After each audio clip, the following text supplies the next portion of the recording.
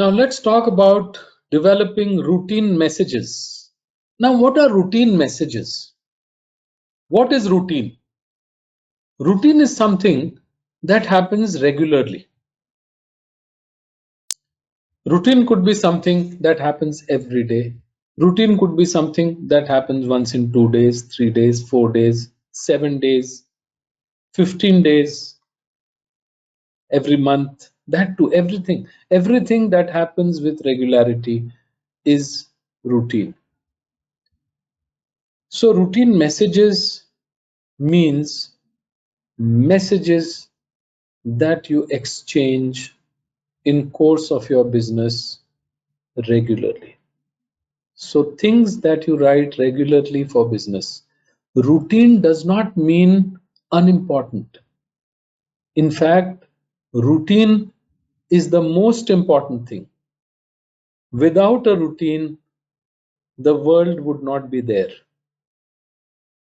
If nature stops following its routine, the seasons, the cycles of nature, the routine of day and night, if that were to stop, life would stop.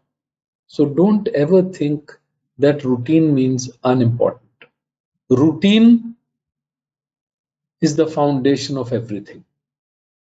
So the foundation of your written communication is also routine messages.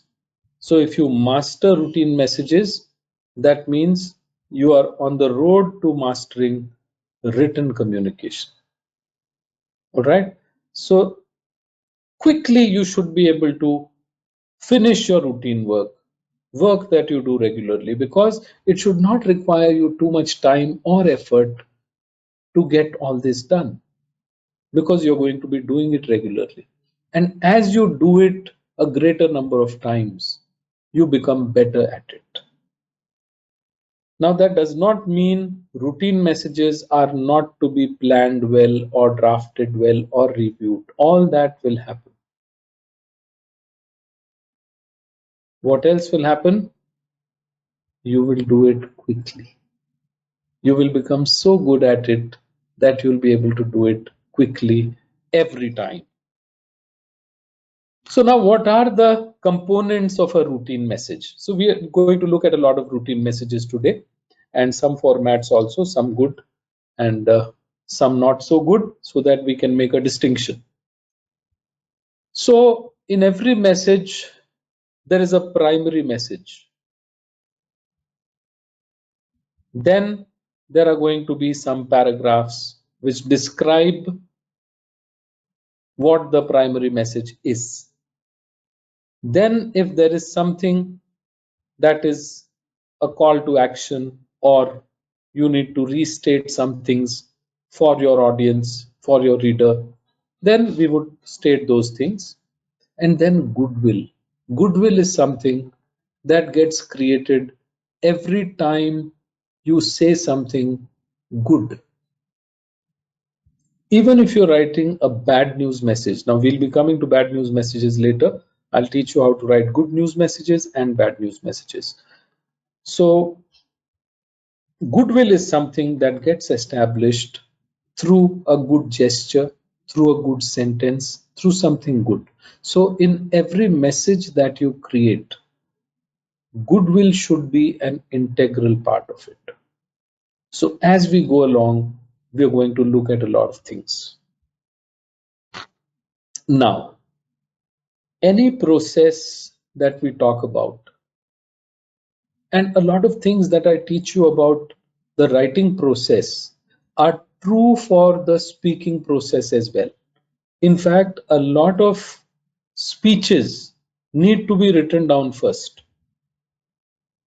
Even if you're not writing something down, what are you doing? Writing it down here. So if I don't write it on paper, that doesn't mean I don't write it. Constructing it means I'm writing it. So if I have content and I start structuring the content in my mind, I start structuring it I take my diary and I start, you know, writing things down. One, two, three. These are the points that I'm going to talk about. What am I doing? I'm structuring it. I'm writing it down. And while I'm writing it down here, it's getting written here as well. So everything that we are talking about writing will apply to speaking.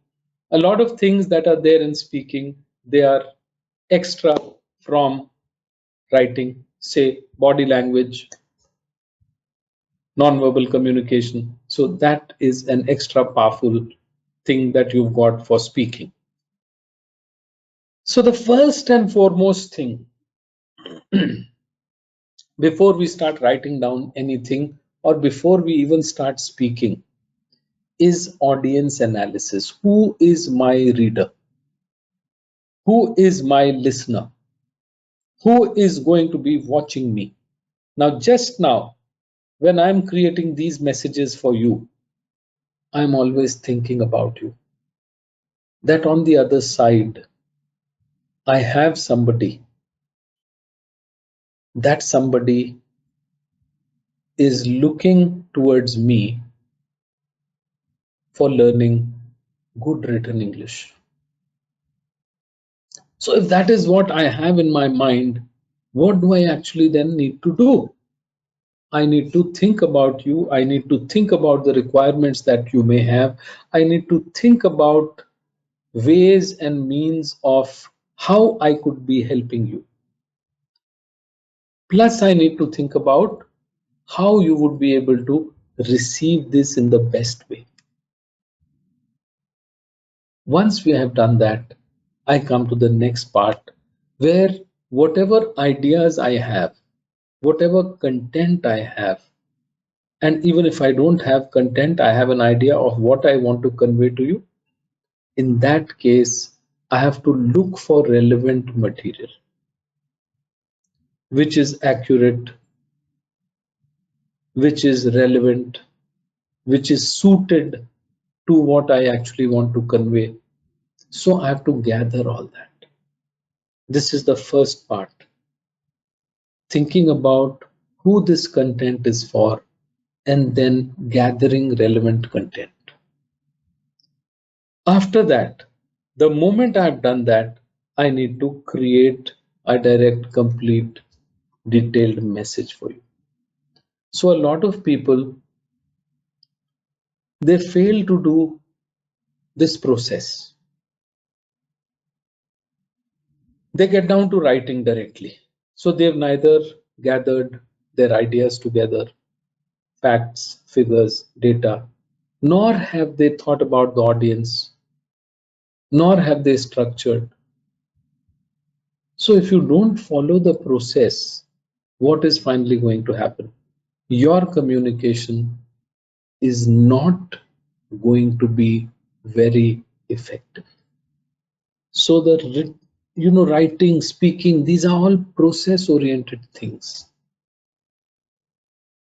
If you don't follow the process, you don't get the results. So here in these courses, I'm talking about some processes. I'm trying to explain to you in very simple ways how these processes work. So if you're going to understand the process, then what happens? Half the battle is won. But what do I need to do after that? After understanding the process, I need to apply it. You apply it once, you apply it twice, apply it 3 times, you'll start feeling the changes. You'll start noticing the changes. You'll say, oh, I see, my writing seems to have improved. What have I done that has helped me improve my writing? So, what have you done? Nothing. You've only started following a process. So, this is the power of the process. You understand? So, if you really want your writing to become powerful, start working on this. Start working on the process. All right. Now let's go to the next slide. So there are two, three things which are very, very important, especially in business messages. One of the things is the tone. What is tone? Tone is nothing but the underlying or the overlying emotion in the message. If it's written in a respectful tone, then the respectful tone will be there in the entire message. Even if the writer is not happy with the reader, the tone is still respectful and courteous. If somebody is very angry at something and is shooting a mail, the tone may become a little discourteous. Understand this. We spoke about goodwill a little while back. Your tone decides the goodwill. So even after being very angry at something, even after being deeply inconvenienced by something, if you still write in a courteous and respectful way, it creates a lot of goodwill. So goodwill is part of every word that you write. You can't suddenly just write a line in the end saying, oh, you are very great, or I really respect you, and that creates goodwill. Goodwill has to come from the message. Next thing, once we have thought about the tone, okay, this is going to be the overall tone of my message, we start thinking about the style. See, a lot of speakers, they use seemingly very, very simple words, but the impact of those words is huge. That's because of writing style. The way they create short sentences, paragraphs, action oriented language, how they connect ideas. You don't need to use very difficult words.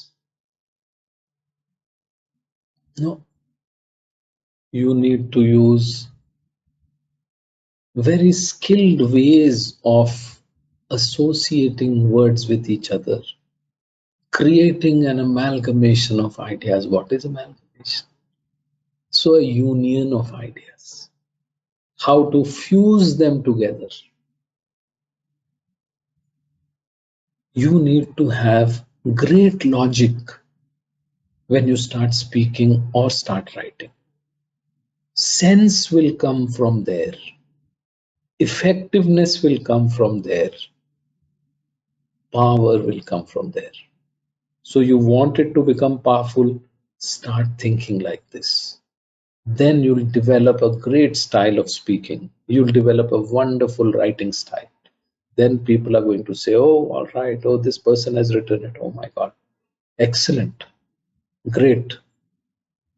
Now, then we start formatting what we are writing. Now, there are so many text editors available to us. There are so many tools available to us today. But in routine business correspondence, don't try to put too many design elements or too many fonts and too many changes and italics and headlines and headings and bolds and all caps and all that. No, that is distracting. That will distract from the message. So three things we spoke about in the last slide: audience, idea development, and message structuring. The next slide, we are speaking about the tone, we are talking about the style, and we are talking about the design. Now, as we go along, we are also going to see these things in action. Now, When we want to write something, the first thing that we need to do is take one test. This test you should take while speaking and while writing. Is what I'm going to write or speak correct or not? So this is the test which is called the FAIR test. Do not include things you are not sure of.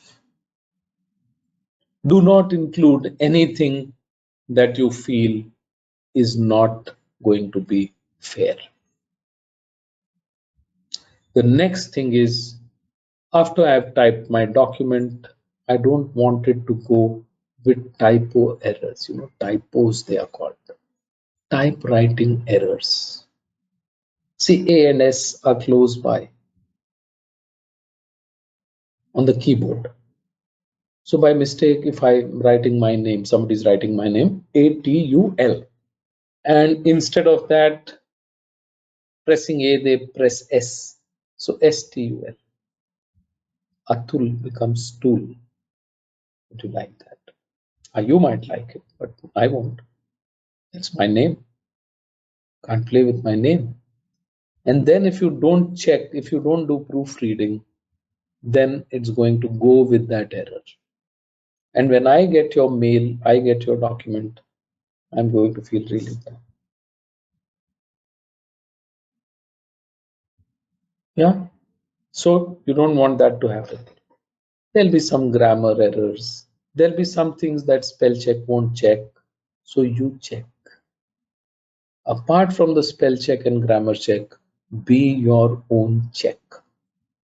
So do this. This will also establish your credibility as a wonderful writer.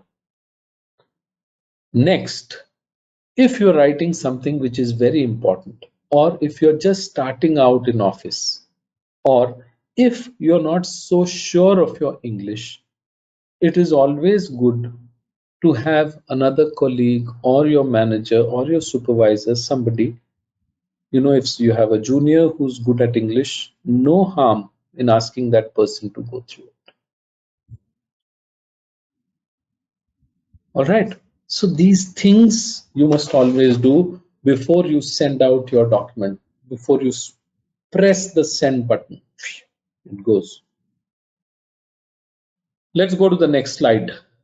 Now, supposing you have to make a request to someone. It's a request. An inquiry is also a request. So for routine requests, what is the framework?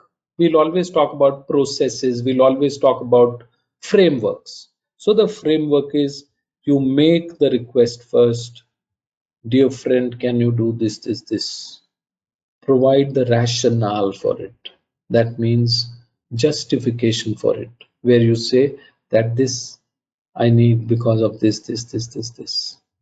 Then you give a call to action. It would be nice if you could send this to me, this format, by this time, whatever. Call to action. So what is the action that you want that person to take? That is the call to action. And then state goodwill. So then in the end, whatever you write which will warm the person's heart is your goodwill. So let's go ahead and see this. Now, a less effective routine request. All right. So let's just look at it. Okay. Yes. So there is a routine request here, Smith and Smith. So look at the subject line which says server. What do you mean by server? I don't understand much. Now you start the request. So if you look at it, there are 5-6 lines written here in the request starting. We need an additional server since our current one will soon be vulnerable to data loss if we experience a system failure. Currently, our server runs on 32-bit processor. In the near future, Microsoft will do this. If we cannot run this server will not require the purchase of an operating system. I don't know. See, this is so confusing, and it's such a big, mess that I can see. I'll probably have to go ahead and read it 6 7 times before, and then after reading it 6 7 times, I'll have to sit down and write down things from here. So okay, 32-bit 2008, here 53530 Dell HDD, this. I'll have to take out information from there and put it in the right format so that I can understand it. My God, now this request is such a, what should I say? It is a mess. All right. Now let's go and see how an effective request looks like. So I told you we'll be learning a lot of things. Now let's look at this.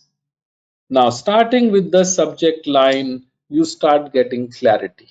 It's a descriptive subject line, and the subject line says there, the subject line was server. Here, request for purchase authorization for new server. So it's not server. Server could mean anything. Now here it is purchase authorization for a new server. And I'm sure the person has then provided justification for purchase of a new server and a call to action and some goodwill. Let's see. So, can you provide a purchase authorization for a new server and external drive? So both the things are written clearly in the first line itself. We should purchase this equipment as soon as possible to keep our information system as secure as possible. My God, justification. Server, what does it host? All your data. So the information system is there on the server. And if you want to keep it safe and secure, you need a new server. Beautiful. I recommend we purchase within 2 weeks. So timeline is also given. Then the rationale again, and it's broken into paragraphs. Primary reason we need an additional server because this is 32-bit Windows 2008. So same information as was there in the last mail, but in a different way. This becomes effective, that remains defective. So now you see it. Then we go here, more justification and specification. So Jenny from IT, and we have determined this, and all things specifically external storage, estimated sales tax, total cost. See, you are looking for purchase authorization, and without giving all the facts and figures and data, we would like to move forward as soon as possible. Call to action. So if you could get us a purchase authorization by Friday, we could purchase the new equipment. This is the call to action. If you could do this, and why you could do this. You understand? So this is the best way to write a routine request. Why are you making the request? What's your purpose? The purpose of making my request is to have the request granted. So then you have to do work so that you make it easy for the person to grant your request.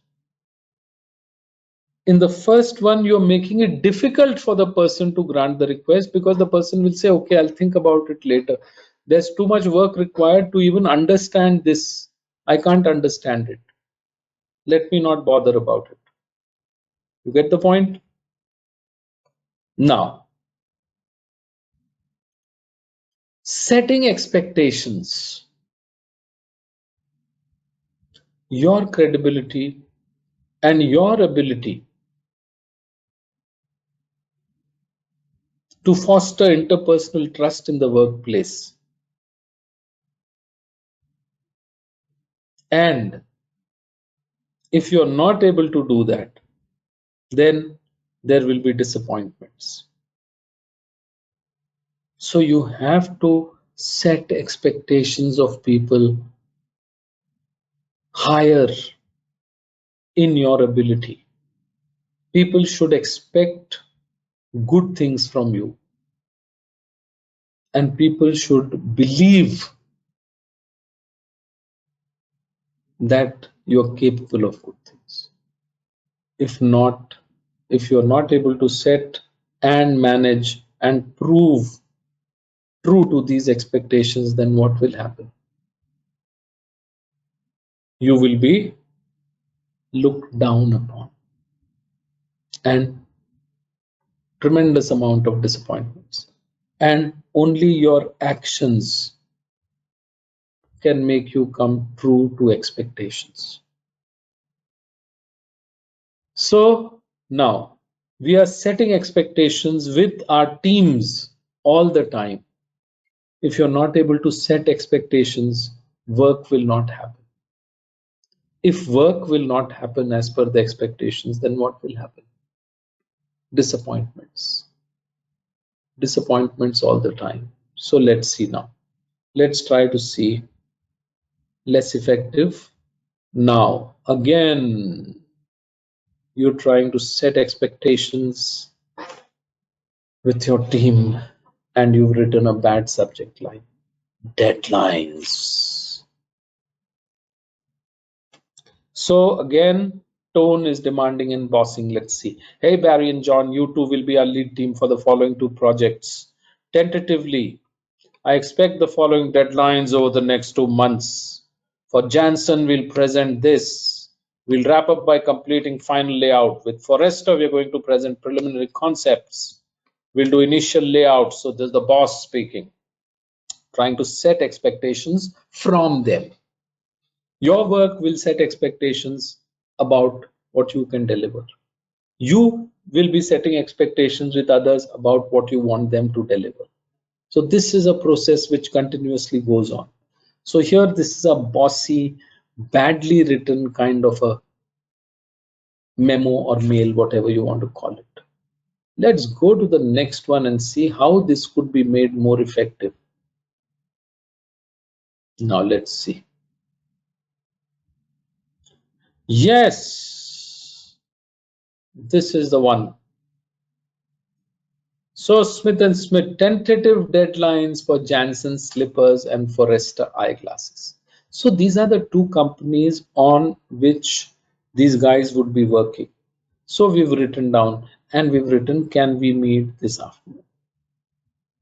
So good subject line and very well stated expectations. See, hi Barry and John, we have just secured 2 new accounts for Forrester and Janssen. You two will form our lead creative team on these promising accounts. Now both these guys are going to feel great. Lead team, promising accounts. Oh, from this moment itself, they start feeling important and nice. I recommend you for these accounts due to your excellent past work on fashion and clothing accounts. Now what happens? Goodwill has started to build from the first paragraph. Now you give them more work. After setting these expectations, creating this goodwill, they'll do it and confuse them and act bossy. Nobody would love to. So here, preliminary concepts, July 12th, you've given your timelines. And then you've said, I would like to stop by. So I'll be coming to your offices later this afternoon to discuss priorities. Can we meet at 3 p.m.? If it doesn't work, let's meet at 4 p.m. Instead of saying in a bossy way, oh, 3 p.m. is when I want you there, please be there. Instead of that, you're saying we can meet at 3 p.m. or we can meet at 4 p.m. If there's anything else, other time, then tell me out of these two, and I'll be stopping by. Now, this is the best way to behave. This is called tone. This is called style. This is called goodwill. This is how you've got to be doing it. You understand?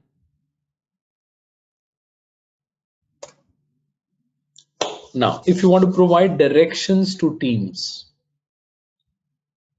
or to customers or to anyone,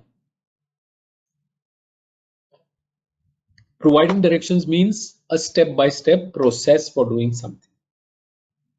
So procedure, direction, let's see how that is done.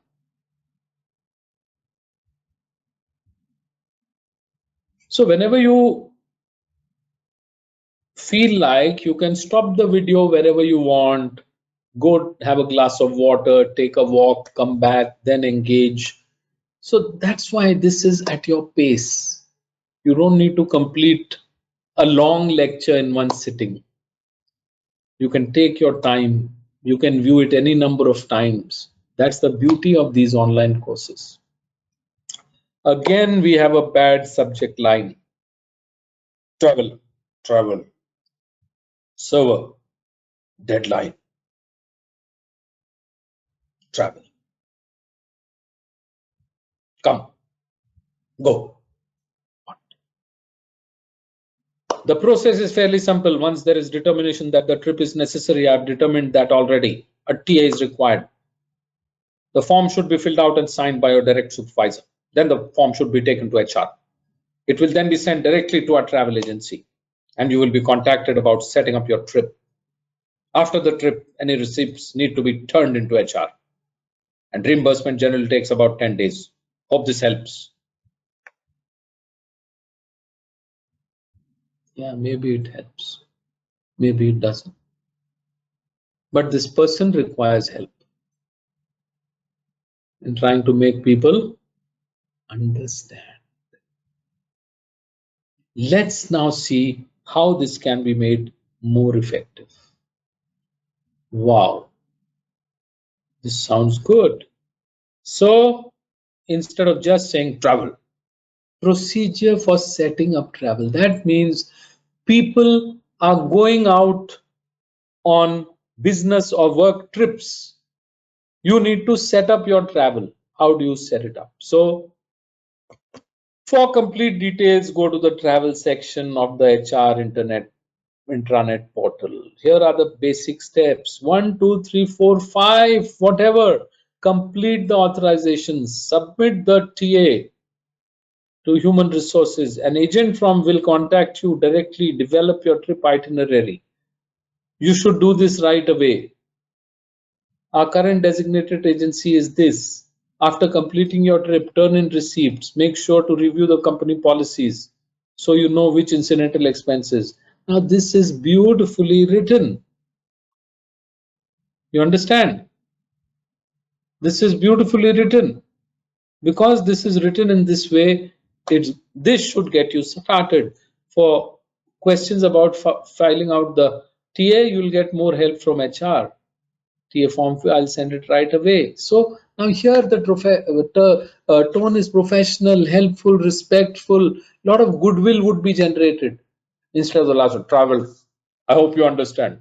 Hope this helps. You're still scratching your head. How do I set up my travel? I'm a new chap here. What do I do? What should I do? Do you want to write the previous one or this one? You decide. You have to think about these things. Now, a lot of enquiries would be coming your way every day. So what do I do with these enquiries? I need to tackle them one by one. I need to respond. How do I respond? Using bullets, numbered list, formatting, whatever. But the stuff I write there is most important. So let's look at some good enquiries. Then there would be announcements where I have to make some announcements about some things that are happening, events that are happening. And here I need to gain attention, give the announcement, provide the details, then call to action, state goodwill. For some of the announcements, there'll be a call to action. For others, there may not be. So let's look at the announcement.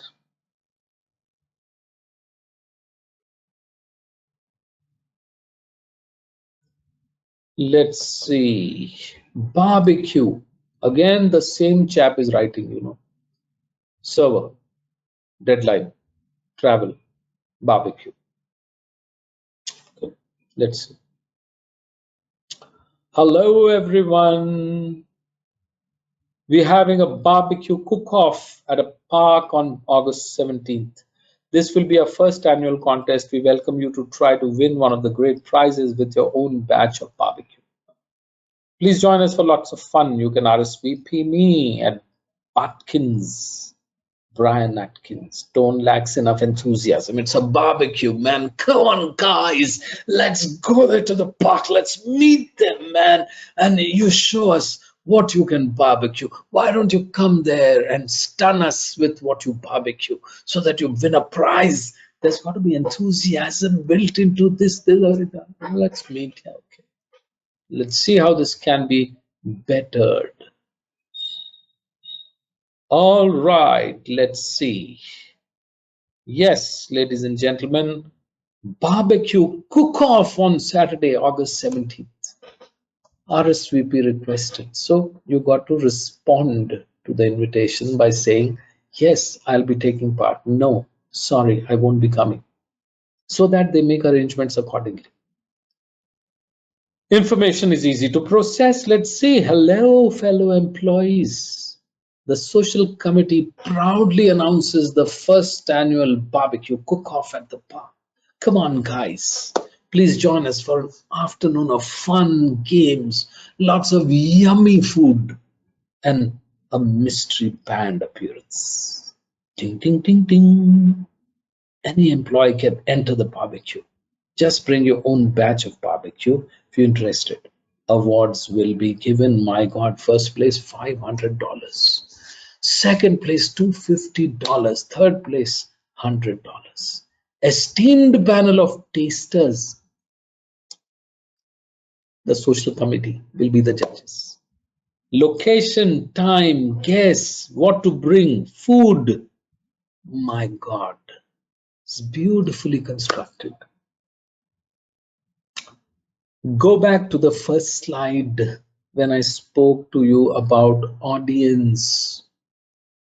My dear friend, all information may be clear in your head.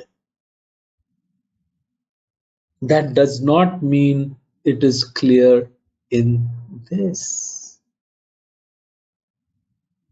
From the head, it's got to be transferred to this. When it gets transferred, then only would it be effective.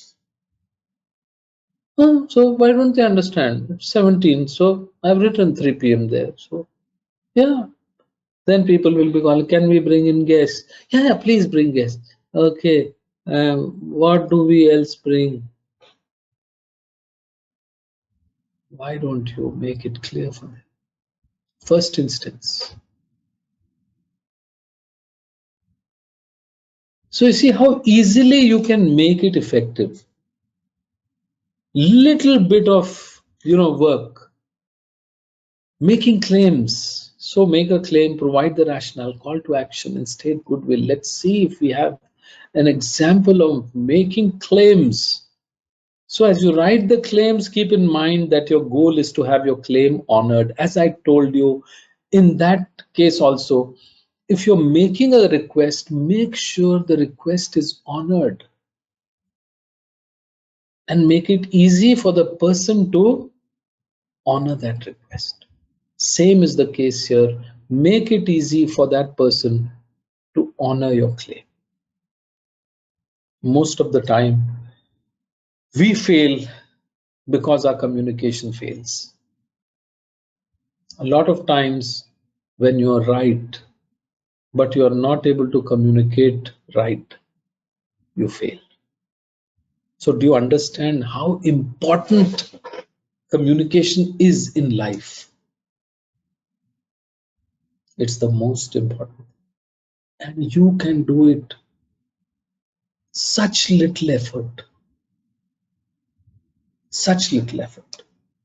Focus on facts first and emotions second. See, whenever we're making a claim, we're very emotional. We have that sense of entitlement also. And we may have a tone that is more emotional. and less professional. Calm down, have some water.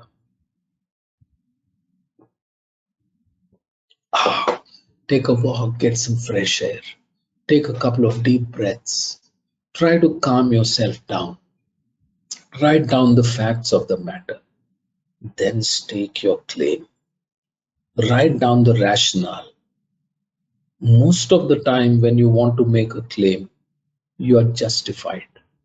But when you use language or tone that is unjustified, you give a reason to the other person to not honor that claim.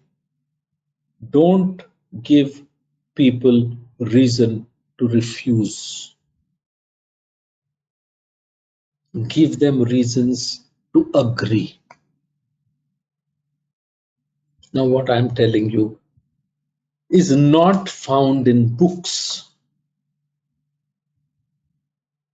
It's found in life's experiences. So I want you to follow these and learn from your own experiences. And if you have some great experiences, share them with me. I'll be happy.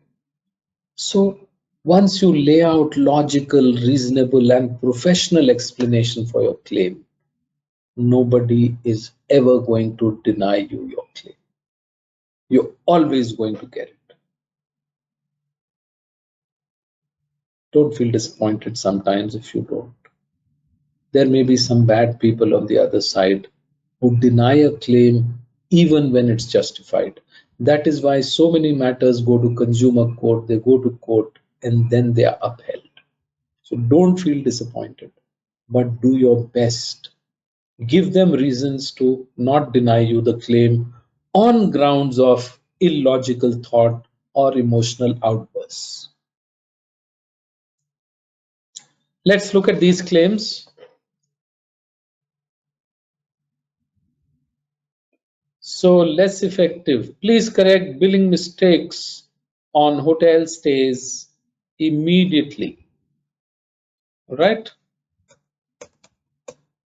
Hello, Jeff. I'm quite frustrated that we made an annual agreement with you at a rate of 124 per night for our employees that you have not honored. So starting itself,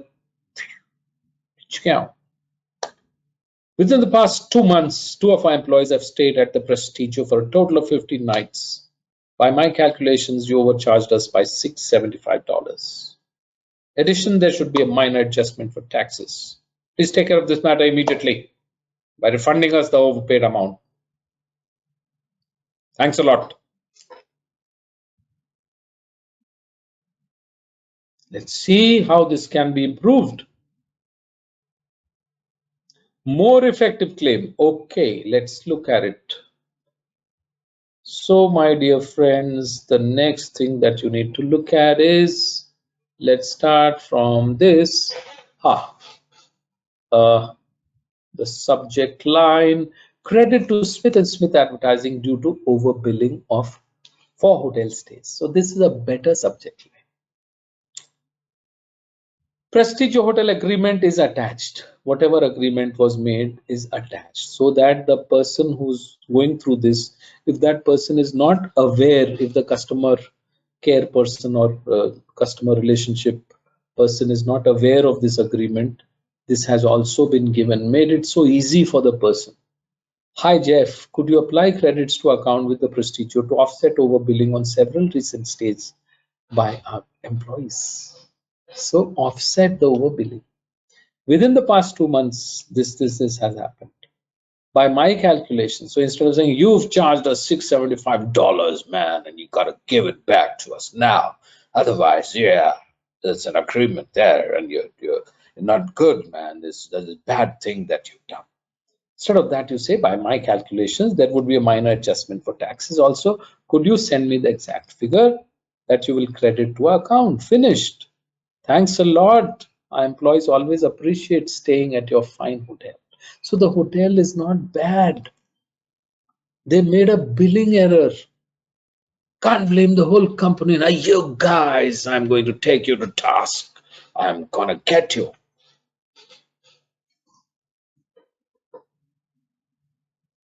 Chill, cool down, calm down, state in a more logical fashion. Do it in a better way. Whatever you want to do, there are always better ways of doing it. Whatever you want to do in life, there's always a better way. I'm writing a book with that title. There's always a better way. And for everything you'll find, there's always a better way. And this year that we are learning written communication, spoken, other things, there's always a better way. And we are doing it in a better way. And probably there's always a better way.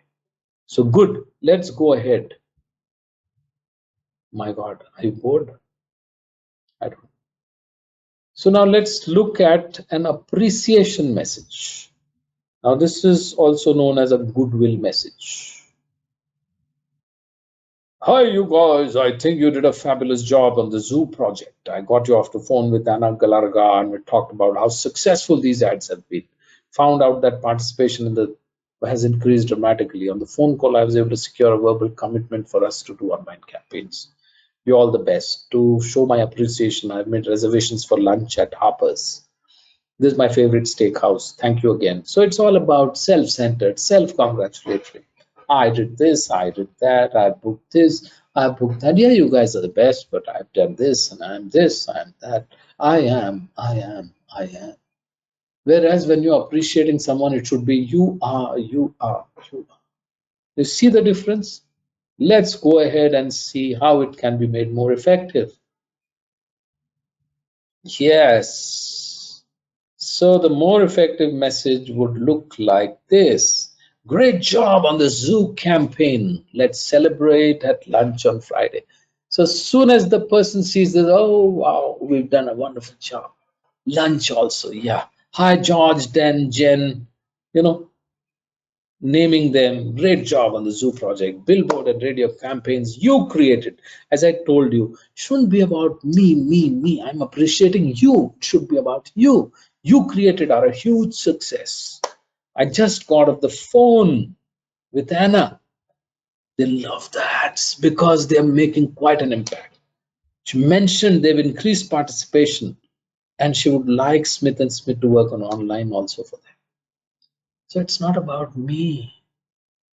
It's about my client. It's about the guys who worked on it. You guys, let's celebrate. So, and then location, time is given. Thanks again. So this tone is good. It's team oriented. Us, we have done it. So my dear friends, please understand what I'm trying to tell you. I'm trying to tell you that your communication with a little care can become hugely successful. Great. Making apologies. Now, what's an apology? An apology is a very embarrassing situation where you are forced to or you want to admit your mistake and say sorry. It's very easy to point out other people's mistakes, but it's very, very difficult to admit your own error. Acceptance of responsibility and a commitment that you would never ever repeat that mistake. So making an effective, timely apology, something that each one of us needs to learn. So let's look at this and we'll end this section with an apology. Yes. So there's somebody who's made some comments at executive management meeting. So now the person is writing to apologize. Yes, ladies and gentlemen, dear colleagues, my comments is written in the subject line. Dear colleagues, last Friday, executive management meeting, I made unfair comments. I complained that These are the statements that I made, and what uh, this has done, I regret. Over the weekend, I've thought about it and I take responsibility, statement of responsibility, and then in the end, a commitment that you would never ever do it. Now, even if the management were very, very unhappy with this person, once they got a mail of this kind, they would start feeling that this person seems to be a well intentioned chap. He may have made a mistake, but he's owning up to it. He's taking responsibility. He's saying sorry, regretting, and he's promising never to repeat it in future. My God, this shows great character.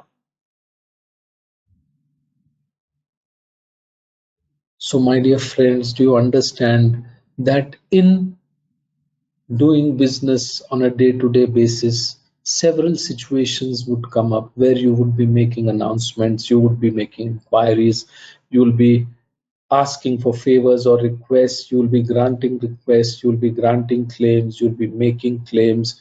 All this will go on. But if you're clear in your mind about your audience, about what kind of a tone you must have, what kind of a style you must have, whether what you are doing is fair or not, whether you are logically arranging everything or not, whether you are looking at proofreading and typographical errors and stuff. But most important is, are you structuring your messages based on all that? Are you structuring your messages for your audience? Are you keeping the right tone, respectfulness, logical sequencing, proper structuring in mind, correct formatting? So these are the few things that you need to keep in mind. So if this is how you're going to work, you're going to go a very, very, very long way. I hope this session has been useful for you. I have a lot more content in this course and all the courses, all meant for you. So continue to engage, continue to learn every day. Go back to your lessons till you understand them. Go back to your lessons till you start applying them. I wish you the very best. I'll see you in the next video. Thank you very much for having been a wonderful, wonderful listener. Thank you once again.